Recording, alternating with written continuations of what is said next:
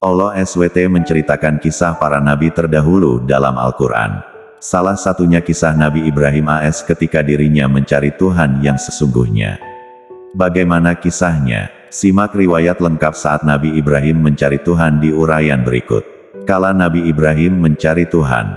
Dilansir buku Hikmah Kisah Nabi dan Rasul oleh Ridwan Abdullah Sani dan Muhammad Kadri, Ibrahim AS merupakan putra dari Azar, seorang pemahat dan pedagang patung yang dijadikan berhala untuk sesembahan.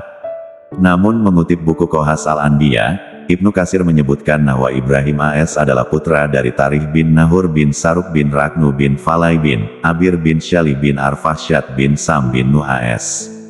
Wallahu a'lam. Ibrahim AS dilahirkan di Padang Aram di dalam kawasan kerajaan Babilonia yang kala itu dipimpin oleh raja bernama Namrud bin Kanan.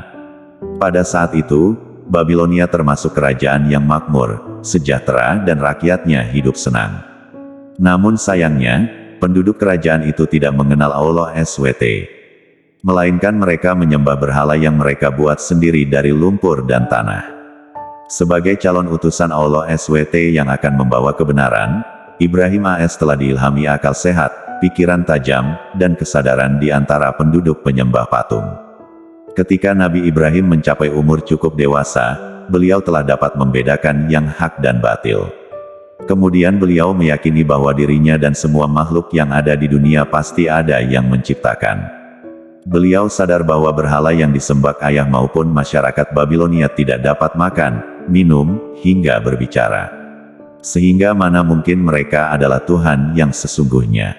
Oleh sebabnya, Ibrahim AS mulai mencari di mana dan siapa Tuhan itu sebenarnya. Tuhan yang menciptakan dirinya dan seluruh makhluk di dunia ini. Perjalanannya mencari Tuhan bermula saat Ibrahim AS melihat bintang yang bercahaya, dan menyangka bahwa itu adalah Tuhan. Namun, saat bintang itu menghilang di langit dari pandangan mata, Ibrahim AS pun tidak percaya bahwa bintang adalah Tuhan sesungguhnya. Kemudian Ibrahim AS melihat bulan dan berpikir juga bahwa itu adalah Tuhan. Lagi-lagi ketika bulan menghilang pada pagi hari, beliau menyadari bahwa bulan bukanlah Tuhan. Saat pagi hari tiba, beliau kembali melihat matahari.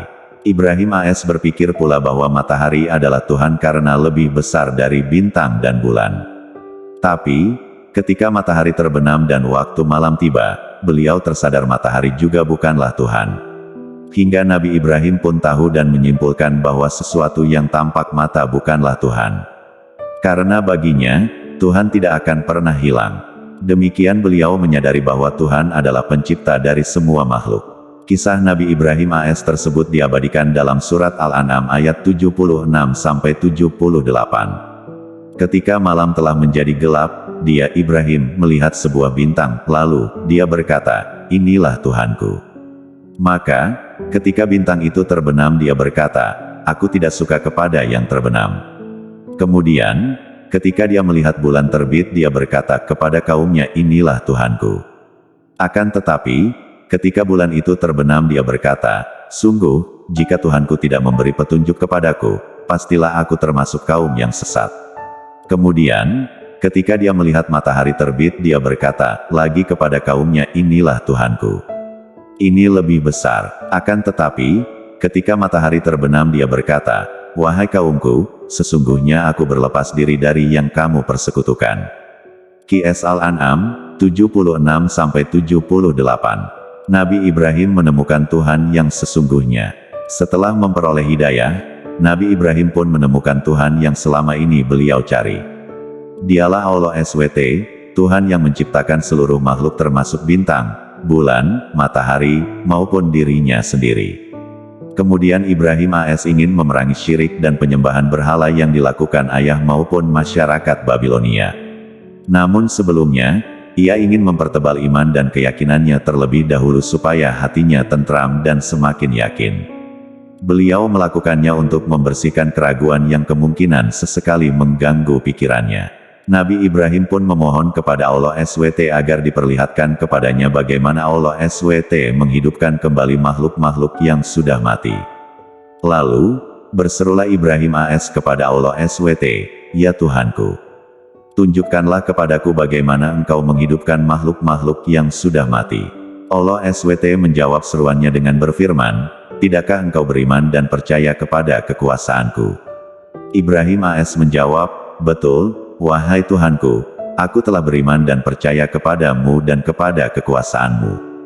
Namun, aku ingin sekali melihat itu dengan mata kepalaku sendiri, agar aku mendapat ketentraman dan ketenangan sehingga keyakinan di hatiku makin menjadi tebal dan kukuh kepadamu. Kemudian Allah SWT memperkenankan permohonan Nabi Ibrahim. Beliau diperintahkan olehnya untuk menangkap 4 ekor burung dan memperhatikan serta meneliti bagian tubuh-tubuh burung itu, lalu memotongnya menjadi kepingan. Tubuh burung yang sudah hancur itu kemudian untuk diletakkan di atas puncak dari 4 bukit yang letaknya berjauhan.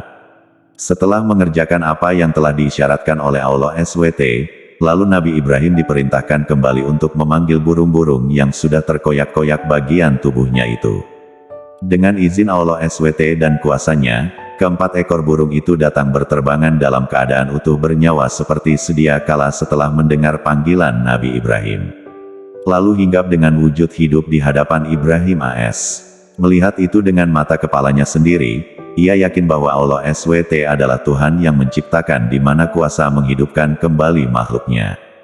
Demikian permohonan Ibrahim AS terkabul, hatinya menjadi tentram dan keraguannya menghilang.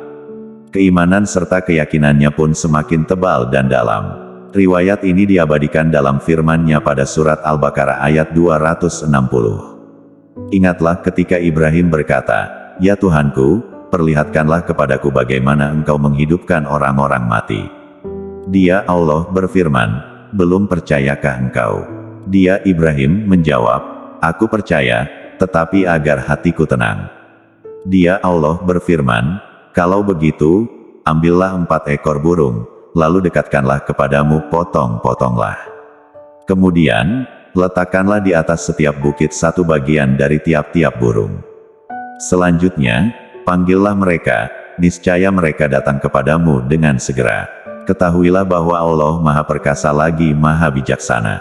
QS Al-Baqarah 260. Itulah kisah Nabi Ibrahim AS dalam mencari Tuhan yang sesungguhnya, yang kemudian beliau berhasil menemukannya.